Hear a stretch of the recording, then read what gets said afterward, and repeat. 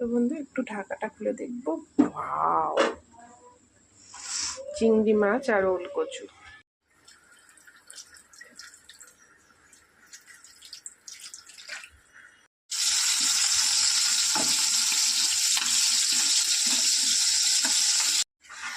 তো বেশি ঝোল করবো না, খাবে তো 3 জন।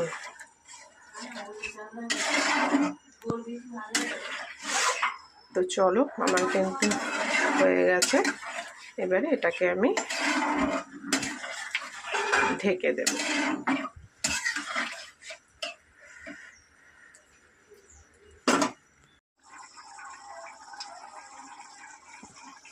এইটুখানি ঝোল রেখেই দেব।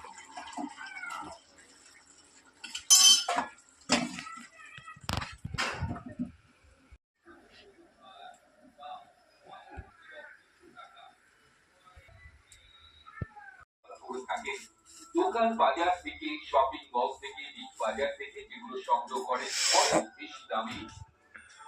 তো হাই বন্ধু, গুড মর্নিং। তো চলে এসেছি সকাল সকাল একটা রান্নার ভিডিও নিয়ে। চিংড়ি মাছের অনেক কিছু তোমাদের সাথে শেয়ার করেছি, বাট আজকে যেটা করছি সেটা করিনি। তার জন্যই ভাবলাম, চিংড়ি মাছের সাইজগুলো না সেই খুব সুন্দর। যে দেখতে পাচ্ছ 2-4টে, বেশি নয়। আর চিংড়ি মাছ তো জানোই যে খোসা ছাড়ালেই অল্প হয়ে যায়। তো দেখো একটুখানি আলু কেটে নিয়েছি। আর এখানে আছে এই যে একটুখানি ওলটা অনেকদিন আগে কেনা হয়েছিল, তা খাওয়া হয়ে ওঠেনি।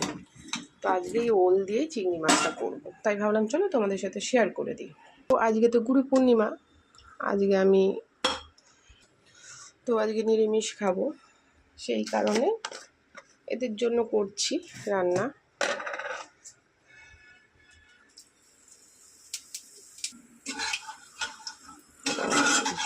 আমার নিরামিষ খেতে কোনো প্রবলেম নেই, আমি মনে করি নিরামিষ খাওয়াটা খুবই ভালো।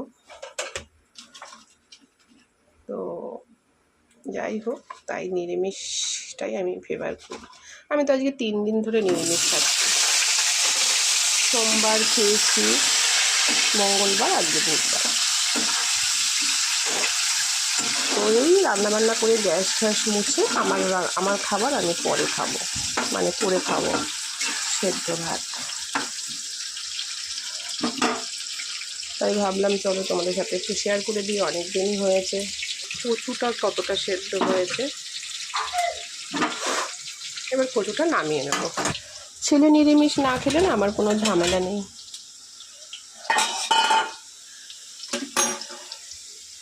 কিন্তু ছেলে খেলেই আমার সমস্যা। কারণ ছোটো মানুষ তো, আবার ও পনির খাবে না কিছু না, ও এক আলু সেদ্ধ, আলু ভাজা, ঘি, ভাত, ওর এটাই, আর কিছু না। তাও দিয়ে দেবো।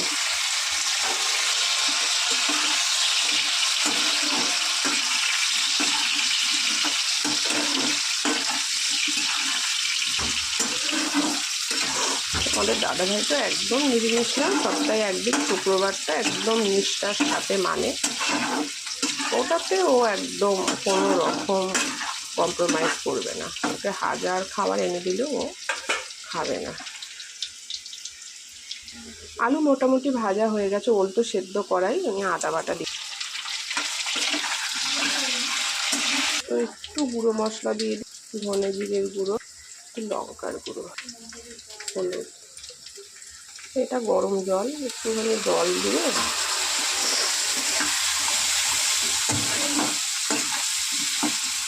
ভালো করে কিন্তু তরকারিটা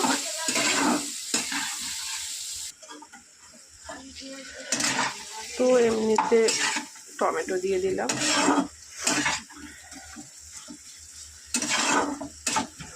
তো মাছ যেহেতু অল্প, মাছটা এখনই দিয়ে দেবো। আর বড় বড় চিংড়ি,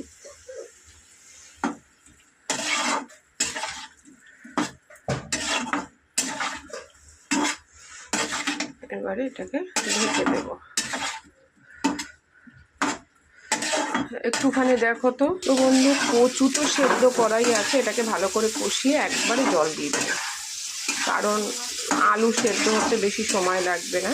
তো ভালো করে কষিয়ে নিয়ে একেবারে জল দিয়ে দেবো। তো বন্ধু কষে গেছে, এবারে আমি জল দেবো এর মধ্যে।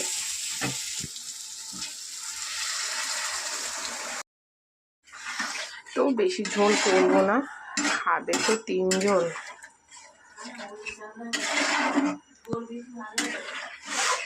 তো চলো, আমার কিন্তু হয়ে গেছে। এবারে এটাকে আমি ঢেকে দেব।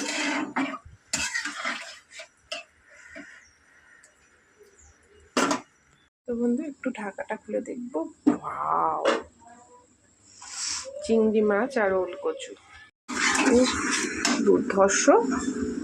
কিন্তু এই ঝোলটা থাকবে না, এটাকে একটু কমাতে হবে। সব প্রপারলি সেদ্ধ হয়ে গেছে। এবারে গ্যাসের স্টিমটা বাড়িয়ে ঝোলটা কমিয়ে নেব। তো যাকগে, শরীরটা ভালো নয়, ভোরের দিকে একটু জ্বর জ্বর এসেছিলো, শরীরটা খুবই খারাপ। তো উঠতেও দেরি হয়েছে, কিন্তু উঠে এখন এই রান্না, কারণ তোমাদের দাদাভাই এসে এক সময় খেয়ে চলে যায়, তো সেটারই একটা টেনশান ছিল। তো টেনশানটা দূর হলো।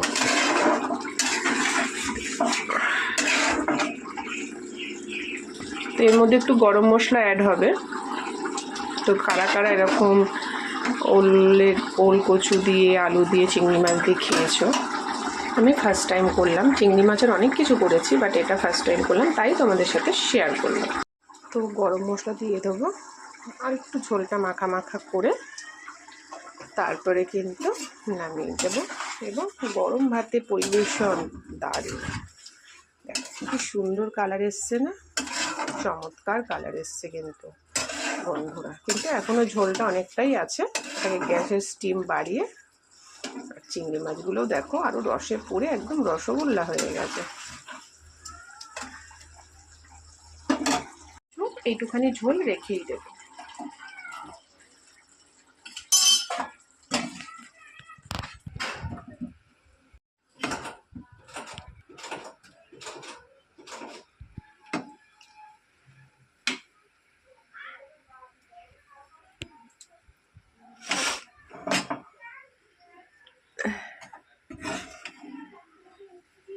বন্ধু বাইরে ফেরিওয়ালা এসছে, তো দেখতেই পাচ্ছ আমার কিন্তু রেডি ওলের ডালনা।